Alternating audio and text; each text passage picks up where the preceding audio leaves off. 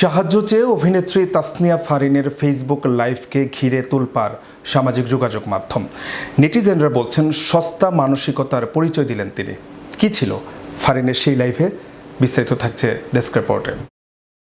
আমি অনেক খুঁজছি, আমি খুঁজে পাইতেছি না কোনোভাবে। রাস্তায় দাঁড়িয়ে অভিনেত্রী তাসনিয়া ফারিন, তার পরনে সালোয়ার কামিজ, চোখে মুখে উদ্বিগ্নতা, আবেগ জড়ানো কণ্ঠে এ অভিনেত্রী বলেন, আমি বড় একটা বিপদে পড়ে গেছি। আমি বুঝতেছি না কিভাবে কি করা উচিত।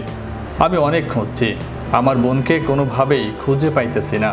আপনারা আমাকে সাহায্য করেন। এসব কথা বলতে বলতে কেঁদে ফেলেন এই অভিনেত্রী। আমি বুঝতেছি না আসলে কিভাবে কি করা উচিত। আমি অনেক খুঁজছি, আমি খুঁজে পাইতেছি না কোনোভাবে। তাসনিয়া ফারিন তার ভেরিফাইড ফেসবুক পেজে লাইভে এসে এভাবেই সাহায্য চান। প্রিয় অভিনেত্রীকে এভাবে সাহায্য চাইতে দেখে অনেক ভক্ত উদ্বিগ্ন হয়ে পড়েন। অনেকে মন্তব্য করে বিস্তারিত জানতে চান।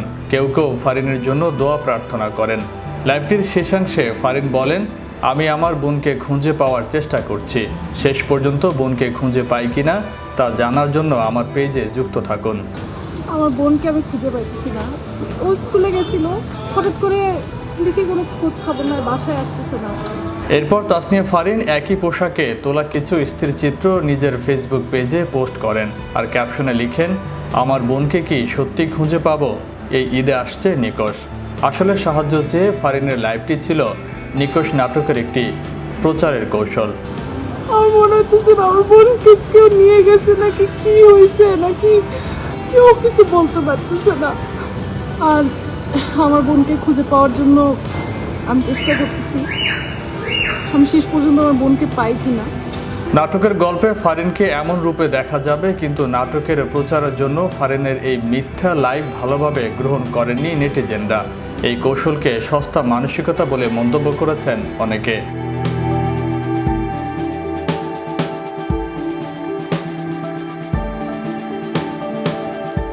একজন লিখেছেন, এমন প্রতারণা মেনে নেওয়া যায় না। আরেকজন লিখেছেন, এটা খুবই সস্তা মানসিকতা, সাহায্য চাওয়ার নামে মজা করা।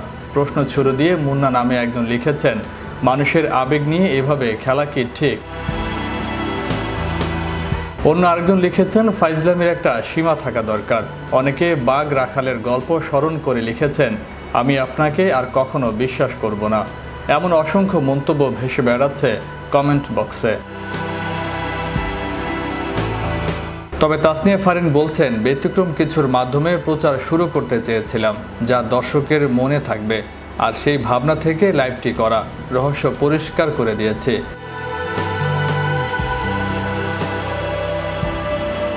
সুতরাং দর্শকদের বিভ্রান্ত হওয়ার সুযোগ নেই। কিন্তু ফারিনের এই ব্যাখ্যা মানতে নারাজ নেটিজেনরা।